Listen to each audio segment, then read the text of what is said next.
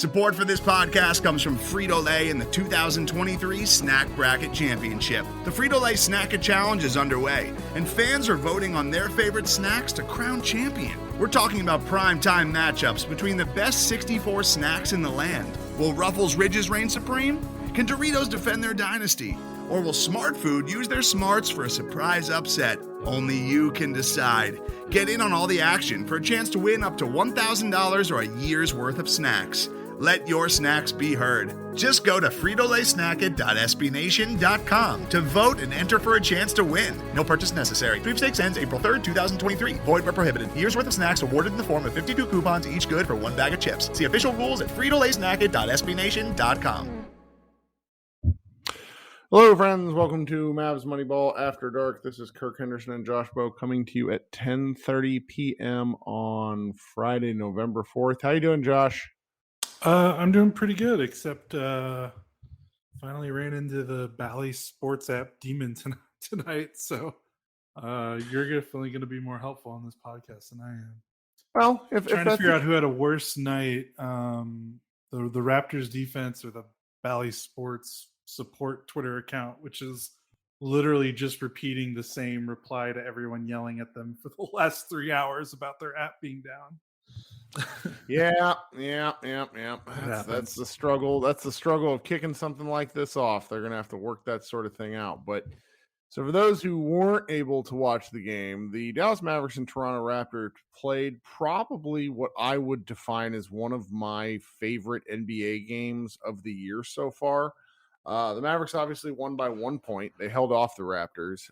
They played, but it was just a really fun back and forth affair where the first quarter looked like the Mavericks might have some trouble with the Raptors. Only Luka Doncic turned into Luka Doncic and held them off. The second quarter saw the Dallas bench unit really, really play well. Led by Christian Wood and Josh Green. They extended the lead up to 9 points, and due just to a lack of stoppage in play, Luka Doncic didn't return until the 4-minute mark. The Mavericks carried a pretty good lead into halftime.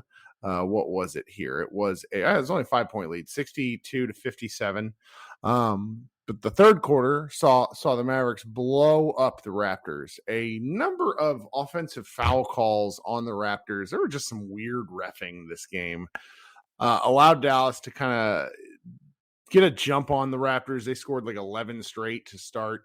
The Raptors didn't really recover during the period. The Mavericks pretty much burned them to the ground, extending the lead all the way to 19 by the middle of the frame. Only for the Raptors to sort of try to chip back away at the Mavericks. They started sending doubles at Luka Doncic, and then the rest of the Mavericks really picked up the pace and basically extended the lead from it was like an 8 to 9 point lead all the way to 15 heading into the fourth. In the fourth quarter, it was pretty much a role reversal of the third, where Spencer Dinwiddie picked up 2 offensive fouls and a technical. There was another offensive foul on Tim Hardaway Jr., which Jason Kidd challenged for some reason, even though it was pretty obvious. The lead got the Raptors basically worked the lead all the way down to 3 points, even missing Pascal Siakam, who was ruled out with a groin injury. But the Mavericks somehow escaped, essentially. They went into sort of a prevent offense, which we all hate. Luka taking a couple of bad threes. But the Mavericks kept getting offensive rebounds after they hadn't been able to get any all game.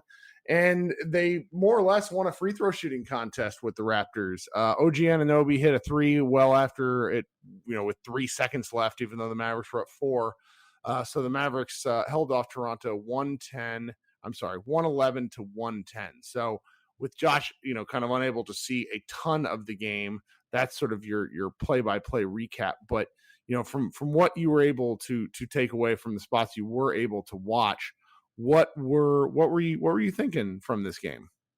I thought a couple things were interesting. The Mavericks having 18 turnovers feels like a lot. 19 with the team one. Oh yeah, 19. Okay. That's a lot for them. They usually average about 12. Yep. And usually that's like the recipe. Like Toronto is not a half-court team. They want to cause havoc and get on the break. So the fact that the Mavericks were able to commit that many turnovers and win shows they're pretty adaptable elsewhere. I mean, and the Raptors killed them on the glass. The Raptors had 18 offensive rebounds. And it's really funny because they had 18 offensive rebounds, yet the Mavericks had 3 in the fourth quarter alone, which kind of was the reason why they were able to close out the game, despite the fact that they basically made 0 shots in the fourth quarter. So Yep. I thought it was interesting that this game didn't follow necessarily the Mavericks' preferred game flow or script, and they were still able to play well enough not only to win, but they were pretty comfortably winning going into the fourth. So that kind of allowed them, like they were allowed to have a bad quarter and still win the game because of all the work that they put in quarters, 1 through 3. So I think that's probably the takeaway for me, because really we've seen this team win when they win games, they follow a certain style. It's slow, grimy, half court efficiency with Luka running the show. And I know Luka still ran the show and they still did some good things in the half court, but Toronto wanted to muck this game up and get out on the break. And the Mavericks were like, okay, we'll run with you. And I feel like it probably helps that they didn't have, JaVale McGee. This was not a JaVale McGee game.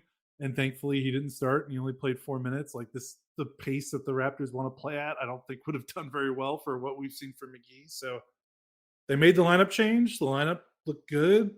I don't have too many the rotation felt pretty stable. The guys that made impacts were allowed to stay on the floor for a little bit. I know some Mavs fans are going to disagree probably about Christian Wood's minutes, but at least when he played, he got shots and he scored, as opposed to what we've seen from some other games. So I don't know. This felt like the Raptors are a good team. So this felt like a pretty feel good win after where they were after losing that Thunder game. Oh, I certainly think so. I mean, you want to really enjoy like a game like the Grizzlies win, but they just so thoroughly beat the Grizzlies from the opening tip. It's hard to sort of take too much away from that one.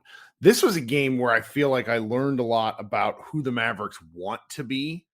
And it's interesting because you brought up like McGee going to the bench. McGee only played 4 minutes, but the unit that they ran out there was massive, where Tim Hardaway is basically the shortest guy at 6'5". You got Dinwiddie out there, Josh Green, and then Wood and McGee.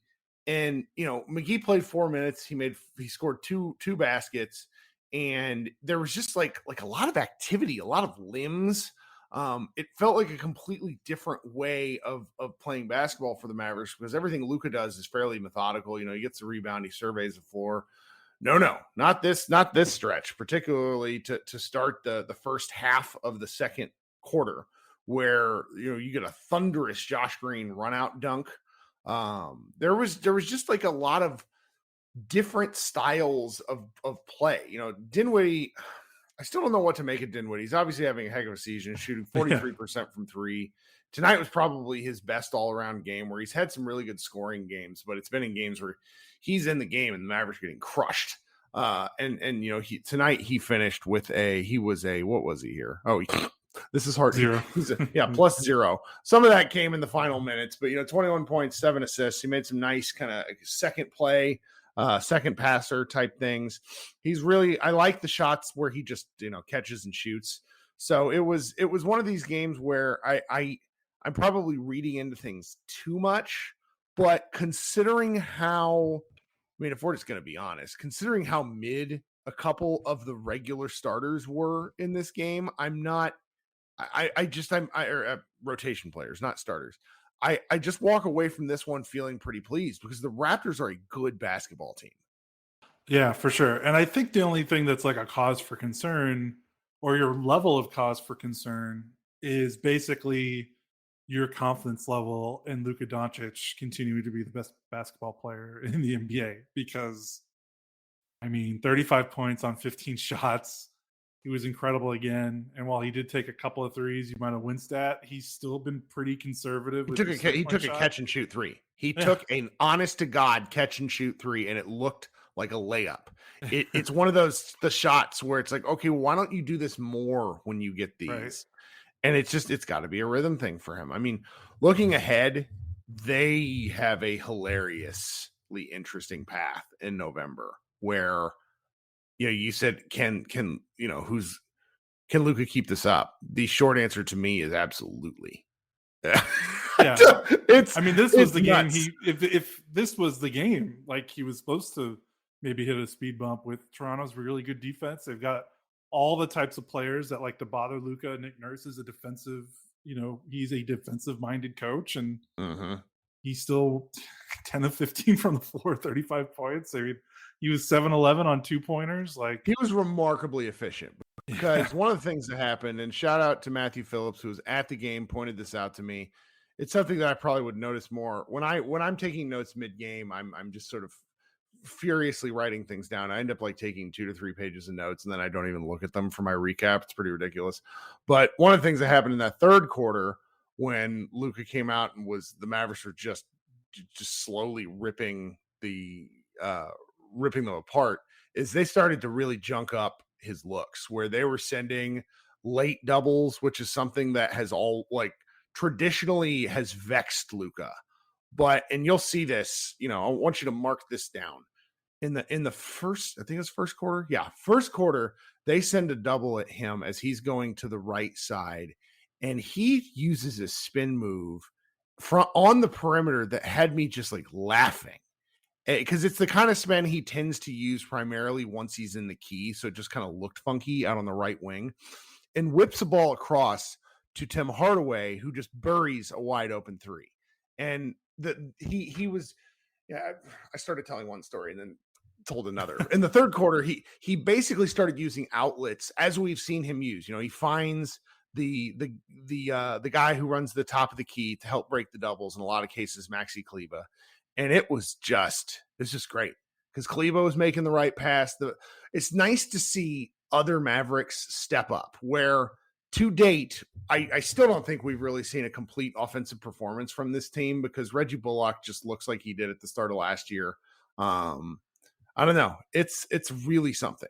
It's really, really something to watch. Yeah, like I felt impressive, but like again, the game feels different than me just looking at the box score afterwards, since I wasn't able to watch enough of it. But like Maxi scored 2 points, only made one shot. Hardaway was 2 of 8, only 6 points. Bullock 1 of 7, 2 points.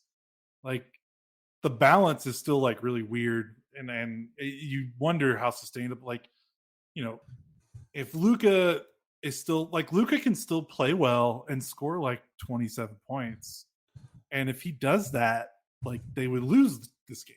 Like, even if he still shot efficiently, but he just scored 27. He just wasn't in God mode. He was just like really good. So like that, like, I'm just curious, like, are they going to be able, like, Luka's going to eventually, right, not score 30 points, 35 points. He's going to probably have a normal 20-point game coming up soon. And can the rest of the team pick up the slack? Because it's really, it's Luka, it's Dinwiddie, and then if it's Wood, cool. But after that, like, the scoring just plummets. And it's not just like, it'd be one thing if it was guys making shots, they're just not shooting a lot. But like, Hardaway's shooting a decent amount, Kleber's shooting a decent amount, Bullock's shooting a decent amount. They're not making shots.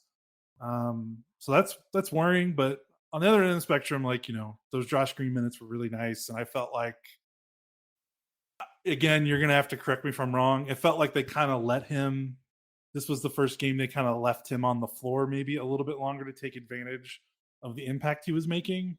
Correct me. Yes, and he sort of suffered a little bit too, because he was out there during the run to start the fourth quarter where the Raptors made a run, but I don't necessarily feel like he did anything wrong. He played really strong defense during the game.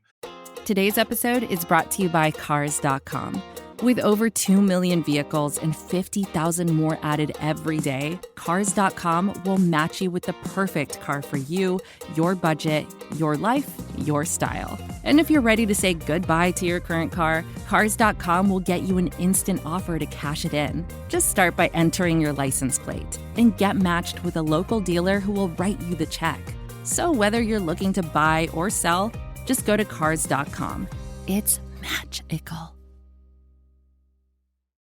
I still sort of I struggle with expectations for him, because you see sort of people calling for him to start, and I can, mainly for who he'd be playing with, but Luka's so methodical. I don't think you get the most out of Josh Green in a methodical offense. I think the chaos factor is what helps him benefit. Now, the wide open shots he'd get from Luka might be helpful. He buried 1-on-1 3 or 1 3-on-1 attempt. He had a dunk, and I want to say it was another layup. Yeah, it was a layup too in the first quarter. Again, in 20 minutes, he scored 7 points, had 2 rebounds, and 1 steal. And so there's still, people are going to crush me for this. There's still more I think he needs to do to make a better case. I understand the advanced numbers. I've seen them. I want to see him out on the floor too.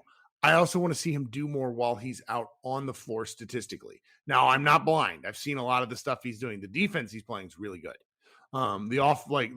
He is much better at not getting burned on these first dribble moves that used to crush him last year. I think his angles and the way he understands what his man is going to do is a heck of a lot more effective now than what I was seeing last year. It's like everybody's saying, "Oh, he's a really good defender." It's like I just didn't see it.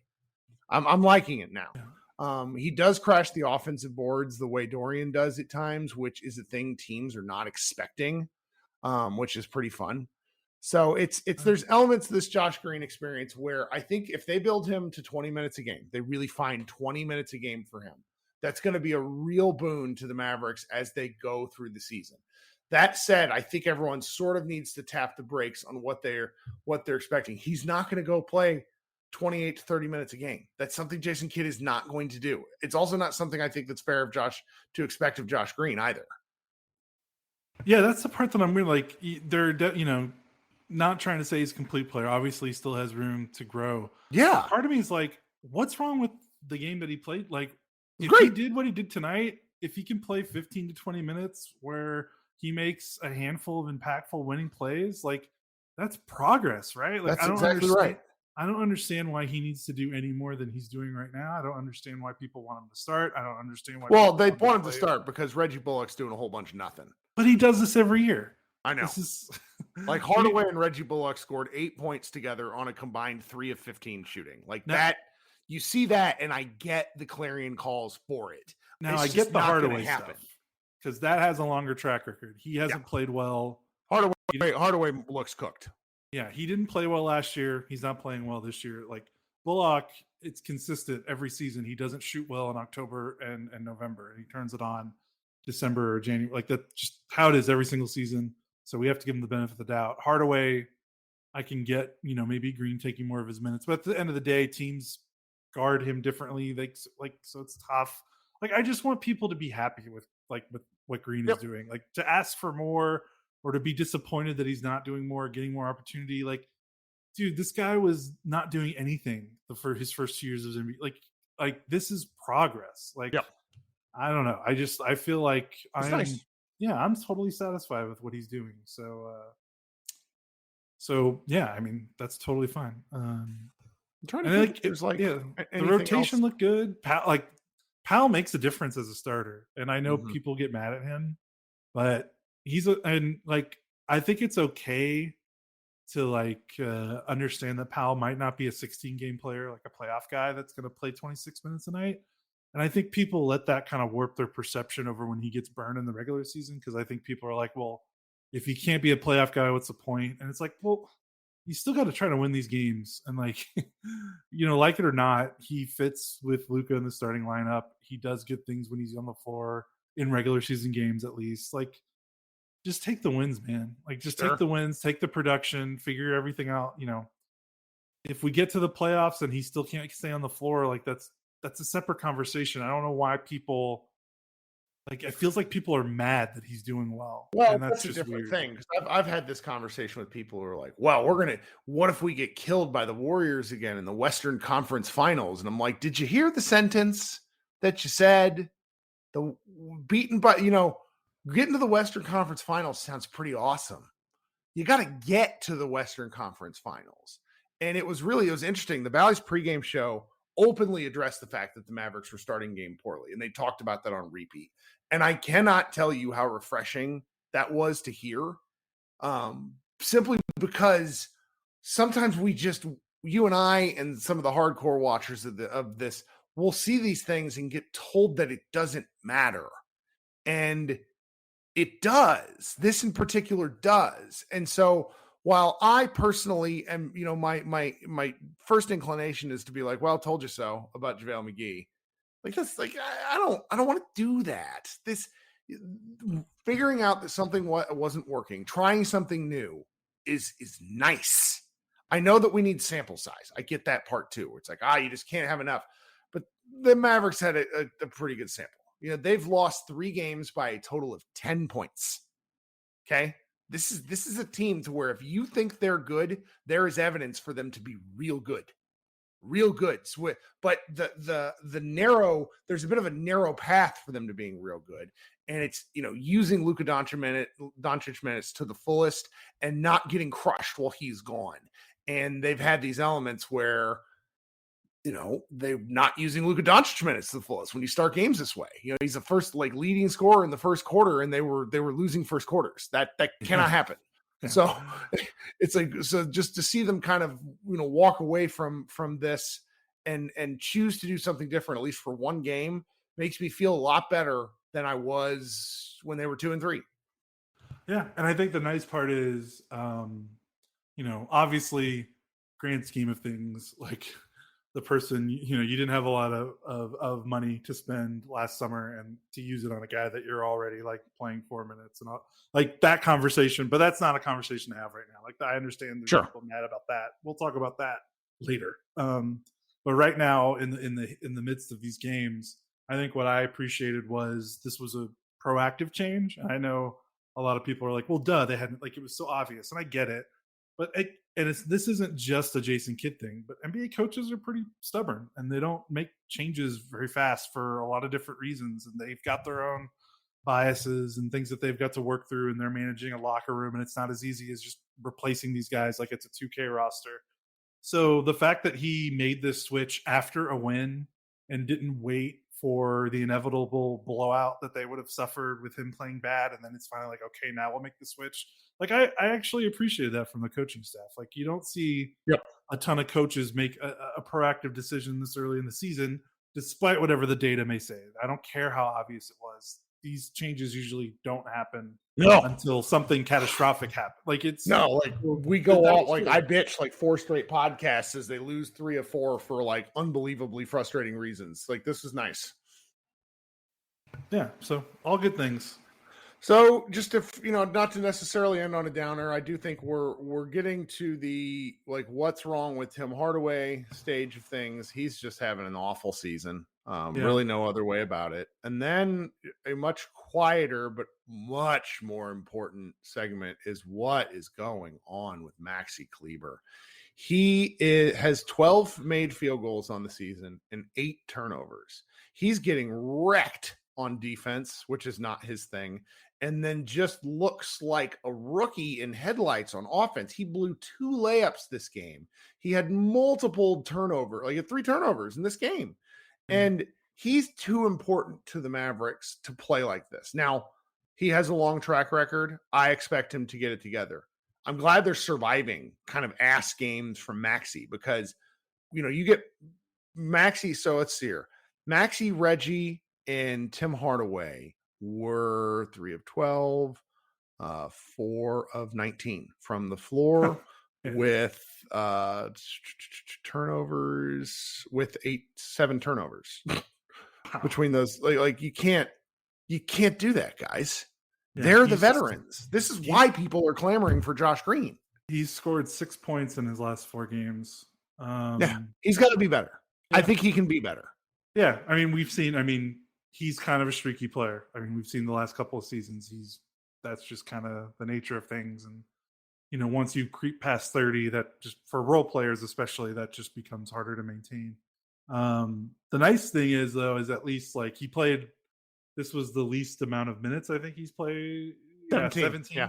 So at least this was one of those things where like he wasn't there and they adjusted the rotation. Yep. Like they didn't try to force him to play 28 minutes tonight. Like they were like, okay, he doesn't have it tonight. Let's, Green gets 20, Wood played 23. Wood, the Wood's a whole different thing that I don't even feel like talking about. Like he just, what are we doing?